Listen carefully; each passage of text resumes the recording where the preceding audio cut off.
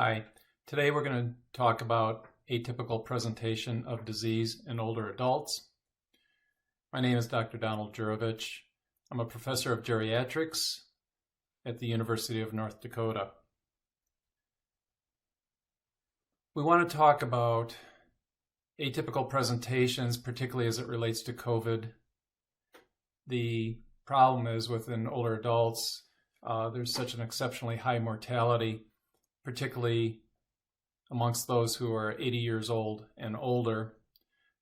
And as it turns out, that the presentation of not only COVID, but also other types of infection in older adults often is very atypical. And by the time we catch it, they've progressed so far into the disease that it's unfortunately irreversible.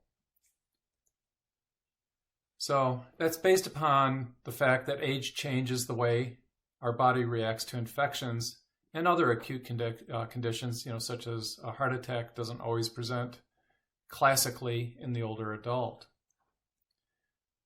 One of these changes is that older adults don't always mount a fever when they are infected, and so a fever may not occur with infections. And in fact, most of the time, older adults do not have a fever with their infection. So importantly, if there is a change in temperature from their baseline, a 2-degree difference is considered important and may, by definition, then be a fever. So if somebody has a baseline temperature of 97, a temperature recording of 99 could then represent a fever in that particular patient. Likewise, if there's a drop in the temperature, that could also represent an infection. Sometimes it's associated with sepsis. So if somebody normally has a 98.6 temperature Fahrenheit, if it goes down to 96 or 97, that could very well be another indication of infection in the older adult. So the bottom line is really know the patient, know the resident, know what their basal temperature is, and know if there's a 2-degree difference or a drop in that temperature, and act as if it's an infection and do the workup accordingly. What about other vital signs? So you can see in this particular chart that I've put here, this is called the CURB 65. The CURB stands for those different abbreviations of confusion, respiratory rate, and so forth. But I put this in there to illustrate that as you have more and more of these changes in vital signs, such as an increase in respiratory rate or a drop in blood pressure, the more critical the patient becomes and the more likely they need hospitalization.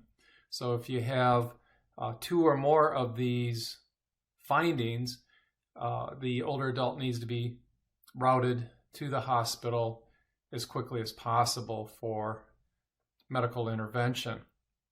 I just want to point out, however, that if you notice somebody with a respiratory rate of 30 breaths per minute, in an older adult, that could be near ventilatory failure. The ventilatory drive is not that strong in older adults, and so when they're breathing rapidly, they're in big trouble. So subtle changes in respiratory rate, let's say going from 18 to 22 breaths per minute, should be noted and acted upon accordingly, such as getting a pulse oximetry and doing other evaluations at that moment that includes blood pressure and temperature monitoring. So in terms of COVID, there was actually a study that's compared nursing home patients in the green bars versus community dwelling older adults in the orange bars. And you can see here on the left side, the cough, fever, and dyspnea is fairly similar in both populations, but there's a little bit of less of a cough as a symptom in long-term care residents, as you can see in this bar graph comparison. But most importantly, I want to bring your attention to the 3 elements here of presenting symptoms that older adults in long-term care are more likely to have loss of appetite, as represented by anorexia. They're much more likely to have delirium or acute confusional state. And they also have falls, although there may not be much difference there. But those are the three big ones for what we call atypical manifestations of COVID in the older adult population in the nursing home. So I want to focus a little bit on delirium. Here we see a representation of the painting called Scream by Edward Munch. It very vividly tells us what we see in the clinical setting for delirium, which is confusion, poor attention span, and disorientation. So this chart is the confusion assessment method, the CAM score for delirium. And you have to have two of the elements. So an acute change in mental status with some fluctuations, and then inattentiveness. So the inattention is a very important feature. These are the people that if you ask them to count backwards from 100, will start with 199 and then they start skipping to 88 and maybe they go 60 and then they just lose their trail of thinking entirely. So you have to have these two features, and then additionally either disorganized thinking or an altered level of consciousness, which may be hypo activity or hyperactivity. So it turns out that most cases of delirium are not the hyperactive version. These aren't the people that are bouncing off the walls, so to speak, or in this case, bouncing off the bed. More likely, the older adult is to have hypoactive delirium, and these are people that take to bed, don't want to be bothered. They are patients that you think are just resting, and in fact, they may have hypoactive delirium. So turning towards COVID in particular, the symptoms we know and are familiar with are fever, chills, cough, shortness of breath or difficulty breathing, a lot of times very profound fatigue even in younger people. You may have muscle aches, headache, loss of taste or smell that occurs in about 40% of the patients. And by the way, people with Alzheimer's dementia lose their sense of smell, so they're not going to tell you any differently if they have COVID. And then also sore throat, a increase in runny nose, nausea or vomiting, and also diarrhea. These are all various symptoms that we need to be aware of. And again, they're new onset. I had a patient come in, said she wanted to be tested for COVID, which, I wanted to go through the different symptoms. And she's, of all the symptoms, she said she had diarrhea. And I said, well, how long has that been going on? She says, oh, for years.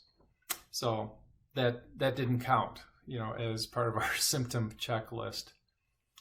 But in the older adult, it's so important to recognize that atypical COVID can be represented by change in mental status or delirium, falls, as I mentioned, and then also loss of appetite is represented by this older adult pushing her plate away. So that anorexia is also an important atypical manifestation of COVID that we need to keep in mind. And if anybody has those types of symptoms, they should be evaluated for COVID immediately. I also add that sometimes people just grumble about stomach aches or abdominal issues, discomfort. Very nonspecific. Nobody's going to point with their finger and say, I've got abdominal pain there. It's very diffuse. That could be another sign of COVID. It's also another sign that you may see in pneumonia, bacterial pneumonia, or influenza. So abdominal complaints could very well be associated with COVID. So to summarize, it's important to realize that infections present differently in older adults, particularly in long-term care where they're frail. It's important to know what the baseline physical and behavioral characteristics of the patient are. If they run a basal temperature of 97 degrees, that's important because if it goes up to 99, that could represent a fever. Importantly, always let new staff or somebody who hasn't taken care of the resident know what those baseline features are. So somewhere in the chart, there should be documentation what the basal temperature typically is, and also what their baseline behavior may be. Remember that a 2-degree change in temperature could represent a fever, as well as a drop in temperature. Those are both important. And in terms of confusional states, always be on the alert for the patient that takes to bed or doesn't want to be bothered. Those 75% of deliriums are represented by hypoactive delirium.